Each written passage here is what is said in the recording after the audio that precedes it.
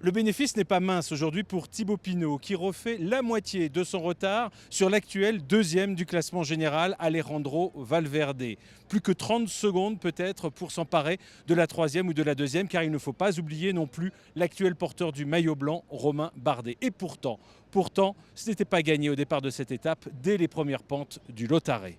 Dès le Lautaret, je trouvais que j'avais les jambes dures de la veille, j'avais toujours les efforts de la veille. Donc le plus important aujourd'hui, c'était surtout de pas perdre de temps parce que j'étais vraiment dans ma plus mauvaise journée du tour. Donc j'étais un peu à l'économie quand même dans le final. J'ai pas fait le boulot que je devais faire pour distancer Valverde. Que ce soit Perrault, Van Gardaren, Bardet. C'est des coureurs que je dois regarder et que je dois surveiller, quoi. C'est une descente qu'ils connaissent par cœur.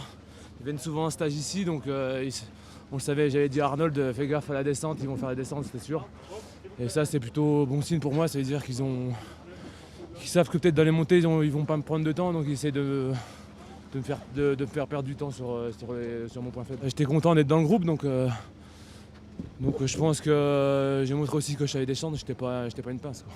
Nibali fait ce qu'il veut dans ce Tour de France. Ouais, de toute façon, c'est limite si Perrault qui a essayé d'y aller, quand il est parti, j'ai même pas essayé, quoi.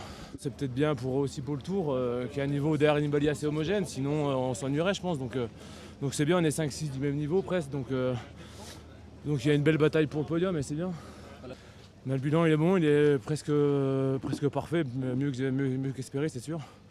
Donc voilà, mais demain il y a une journée sur Nîmes, après vivement le repos, je pense surtout.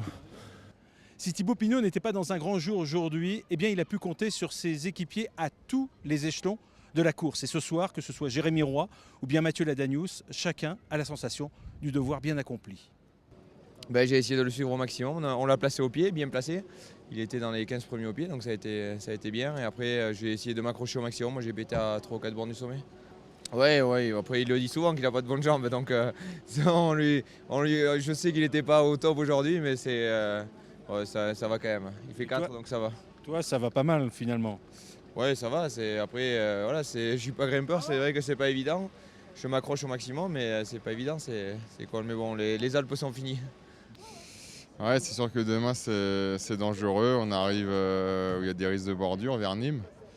Longue étape, donc attention au danger, c'est sûr. Il va falloir être vigilant.